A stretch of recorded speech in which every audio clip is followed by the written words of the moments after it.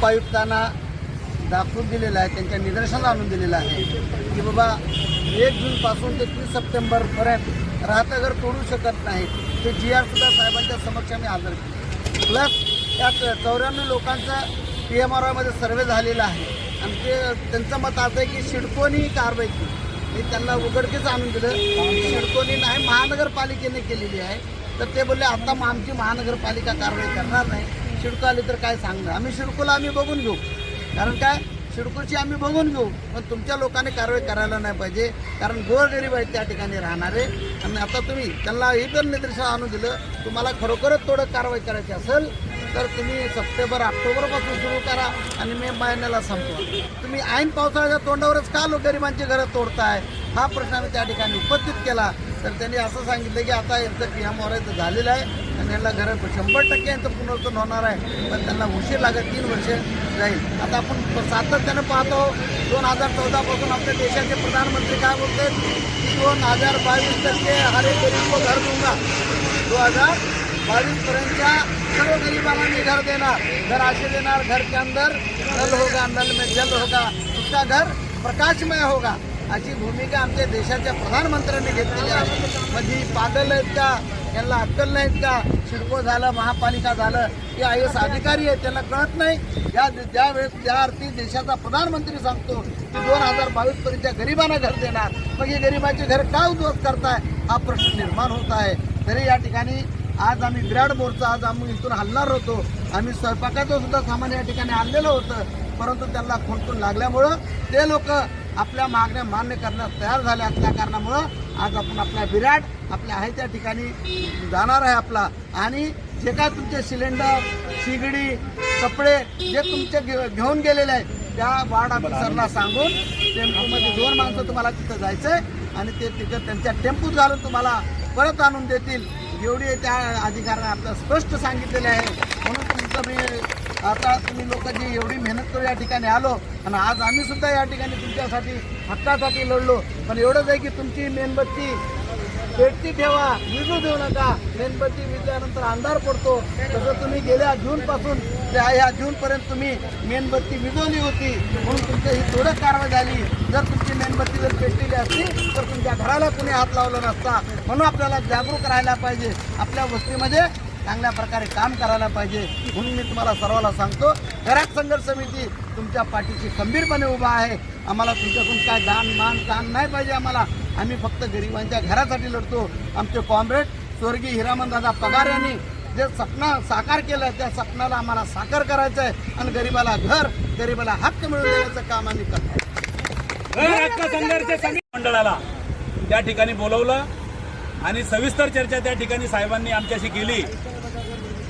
साईनगर कळंबोली या ठिकाणी गेली अनेक वर्षे अनेक वास्तव्य कुटुंब त्या ठिकाणी करत असतात। या शहराला सेवा सुविधा देण्याचं काम आमच्या माता भगिनी बांधव त्या ठिकाणी मोठ्या प्रमाणात करतात, परंतु हे करत असताना पनवेल महानगरपालिका असेल, सिडको असेल, MIDC असेल, या सर्वांनी आमच्या या भावनांचा आदर करावा व या गोरगरिबांना देशाचे माननीय पंतप्रधान नरेंद्र मोदी यांनी ज्या प्रकारे देशामध्ये 14 मध्ये सत्तेत आल्यानंतर सांगितलं की आम्ही आजचे दिन आणू आणि एकाही व्यक्तीला महाराष्ट्रातल्या देशातल्या बेघर करणार नाही, परंतु आज बेघर होण्याची वेळ आमच्यावर आली असता आम्ही नेहमीच घर हक्क संघर्ष समिती म्हणून अग्रेसर भूमिका आमची असते आणि महाराष्ट्रामध्ये कुठेही कसल्याही प्रकारचा अन्याय ज्या ठिकाणी आमच्या बांधवावर होतो त्या ठिकाणी आम्ही आवर्जून मोर्चा आंदोलनाची आमची भूमिका असते आणि न्याय देण्याचं काम आम्ही त्या ठिकाणी करत असतो। बांधवांनो, आज या ठिकाणी अतिरिक्त आयुक्त महेश कुमार वैजनाथ मेघनाळे साहेब यांनी आम्हाला त्या ठिकाणी बोलवलं।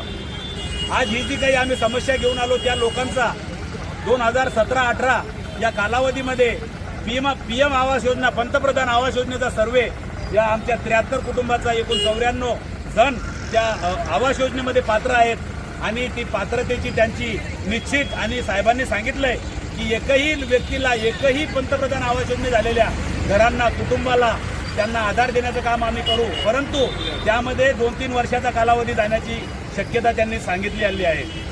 जवळजवळ 30 एकर जागा आसुरगाव येथे साहेबांनी सांगितलंय त्याची प्रक्रिया अजून पूर्ण झालेली नाही, त्या प्रक्रियेला थोडा विलंब लागणार आहे, परंतु आपणही एक त्या ठिकाणचे सुजाण नागरिक म्हणून त्या ठिकाणी राहताना स्वच्छतेची, आरोग्याची, इतर कचरा होणार नाही, उघड्यावर शौचालय जाणार नाही याची काळजी आपण घ्यावी. आणि साहेबांनी सांगितलंय, स्वतः साहेबांनी आम्हाला नंबर दिलेला आहे. काही अडचणी समस्या आल्यास ज्या प्रकारे आता तोडक कारवाई झाली त्या ठिकाणी आमच्या महिला, आमचे पुरुष, आमचे छोटे मुलं चुलीत पाणी ओतण्यात आलं, ते सुद्धा साहेबांना आम्ही त्या ठिकाणी वस्तुस्थिती मांडली. वस्तुस्थिती मांडल्यानंतर साहेबांनी त्यांच्या अधिकाऱ्याला बोलून त्यांना सांगितलं की अशा प्रकारे माणुसकी काही आहे का नाही, ती माणुसकी जपण्याचं काम करा, कुणालाही त्रास देऊ नका, अशा प्रकारची भूमिका आणि अशा प्रकारचं साहेबांनी आम्हाला सांगितलंय. यानंतर आमचे घर हक्क संघर्ष समितीचे उपाध्यक्ष खाजामिया पटेल साहेब हे सुद्धा त्या ठिकाणी शिष्टमंडळात होते.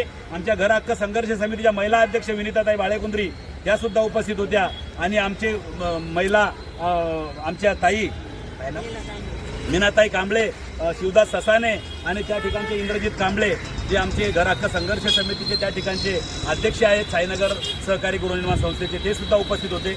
एकूण 6 लोकांचं शिष्टमंडळ आमचं त्या ठिकाणी गेलं होतं.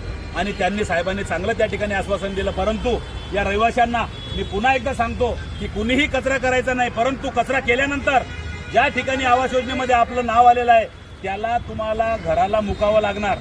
ती जबाबदारी आपण घ्यायची आहे. इतरही रस्त्यावर काही अवाढव्य गोष्टी आपण करायच्या नाहीये. इतरही मादक द्रव्य त्या ठिकाणी कोणी काही दारू पिऊन धिंगाणा घालत असेल, ही आपण आपली जबाबदारी ससाने साहेब आणि कांबळे साहेब हे आपण घ्यायची. आणि इथं जमलेल्या सर्वांना आपण जे आले नसतील त्यांना सांगायचं. यानंतर जे काही घडलंय ते आमचे खाजामिया पटेल घर हक्काचे उपाध्यक्ष हे आपल्या समोर आपली भूमिका मांडतील.